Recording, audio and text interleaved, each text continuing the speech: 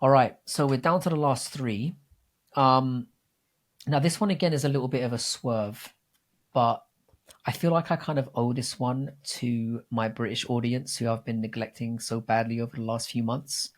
So we're just gonna have a quick chat about Michael Venom Page.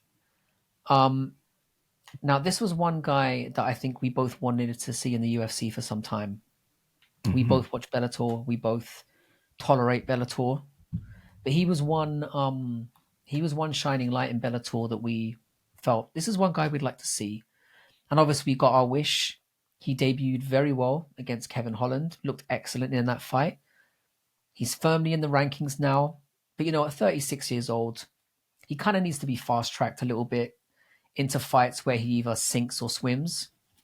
Hmm. Now, welterweight is arguably the best shape it's been in for a little while.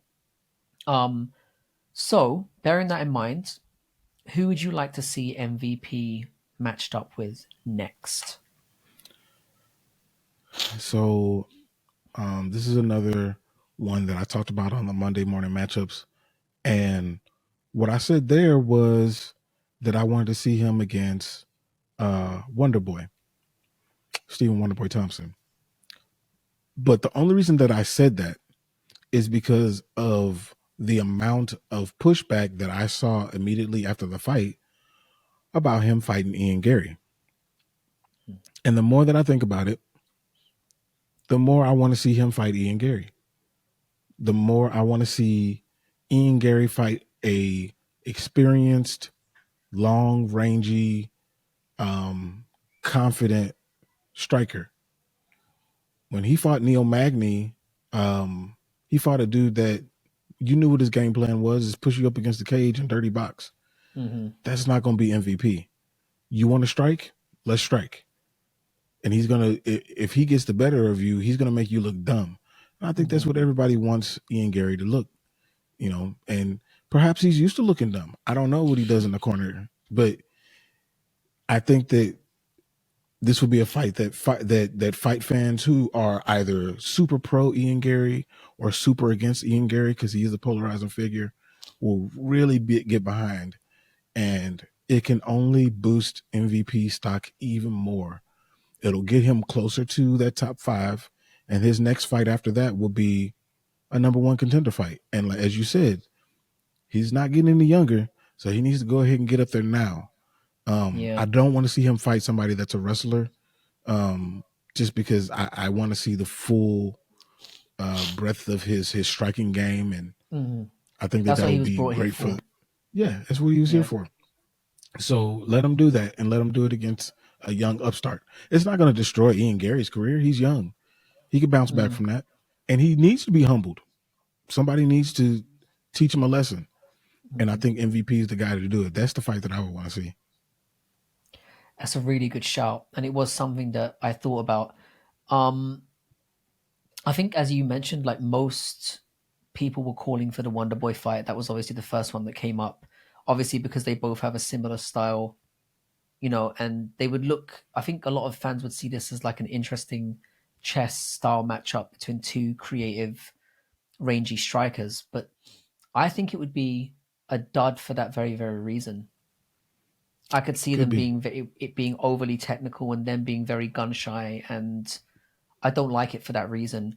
I also thought of Gary, um, who I agree with you. I think he'd do very, very well against Ian Gary.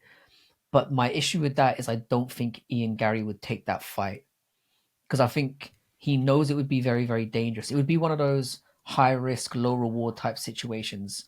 And I think Gary knows that. And I think he doesn't want any part of it. I thought of some other names as well. If I was MVP, maybe I'd be looking at somebody like Sean Brady because I think Sean Brady is so limited in the striking that it would be a nice opportunity for MVP to vault himself very quickly up the rankings. I think Brady's at about eighth. But again, we know that MVP has struggled with wrestlers in the past, so that could be a very bad matchup for him.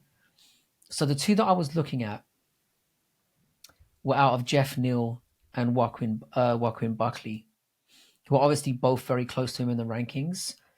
And I know you won't agree with me on this, but I actually think that Jeff would be a better stylistic matchup for him. MVP tends to bring more output and isn't the best wrestler. And I don't think that Neil is a very good wrestler. He's okay. Whereas I think Buckley would have the wrestling to revert to if things weren't going well for him, which is why I think it's a trickier match. There is benefits to it because Buckley's obviously the man of the hour at the moment. He's just beaten Luke Hay, and he probably represents a more enticing matchup for fans. But if I was MVP and I was looking to kind of get a favorable matchup that would launch myself into the rankings, I'd probably go with Jeff Neal because I think Jeff Neal has proven to be very, very gun shy recently, and he does have that knockout power. I just think it would be a striking match, and the MVP would have the advantage, and then it gives him that leg up to then ask for a Gary fight and ask for a maybe even a Gilbert Burns. I probably wouldn't take the Gilbert Burns fight, but it would certainly launch him if he goes ahead and beats Neal, and more impressively than Gary did. It launches him into where he can turn around and say to Gary, "I just beat the guy that you couldn't finish and went to a split with," and it gives him a leg up to get that fight. Because I agree with you. I want to see him fight Gary, but I know that won't be next because I know Gary's already come out and said, "I don't want to fight somebody who's number 13," and he's probably right not to. If you're going to fight MVP, you want to fight MVP when he's at 8 or at 7, so that when you beat him, it vaults you further. Him beating MVP right now while he sits at 13 wouldn't do that, and he'd just lose his spot. There's too much risk and not enough reward. So I'd take Neal or Buckley to get Yeah. into that. And I No, think he could it's win not both bad. those fights. He definitely can. I think he beats Jeff Neal just because of range management. Range, but also because Neal is not the most active striker. He doesn't Yeah, I throw a don't lot know of what's going volume. on with him right now. It's weird, but Yeah. I think he wins those fights. Buckley. I mean, we saw what Buckley did with another long rangy person that doesn't even use his reach as well.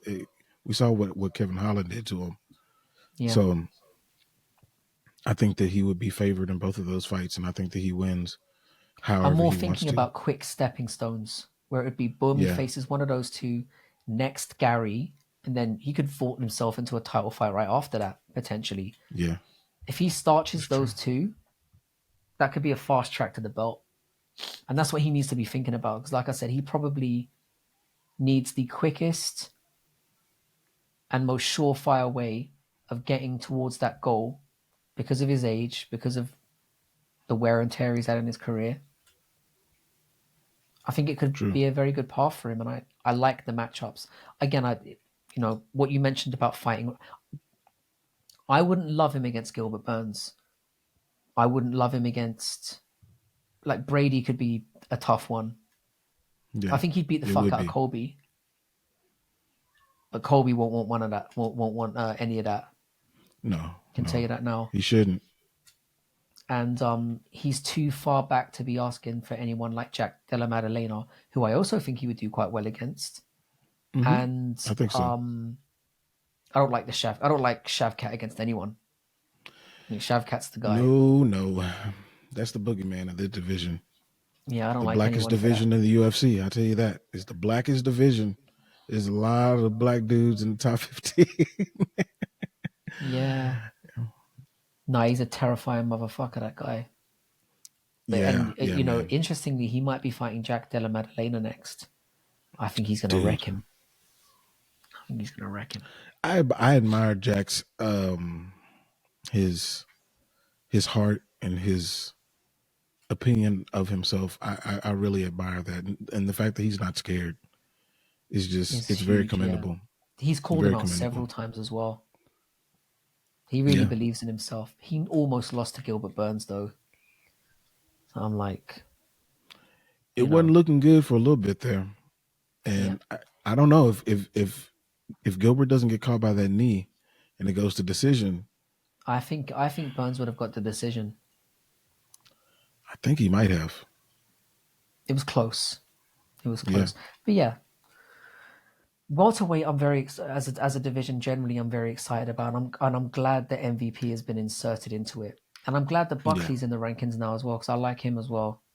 for sure, It's a for sure. strong top 15 now. That welterweight, apart from like Magny, Yeah, and for me, like strong looking at top the 15. top 15, the two people that I really kind of want out of the top 15, and maybe three, are Colby.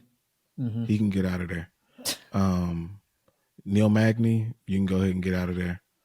And Vincente Luque, like I don't think you want to fight no more. Yeah, I think he's done as well. Yeah. And there's definitely some room for some new blood coming up. There's a few decent Hmm. welterweight prospects coming through. But yeah, I'm Absolutely. interested to see what happens with MVP next, and I hope he gets matched up soon because he needs to get going, as you said. Yep.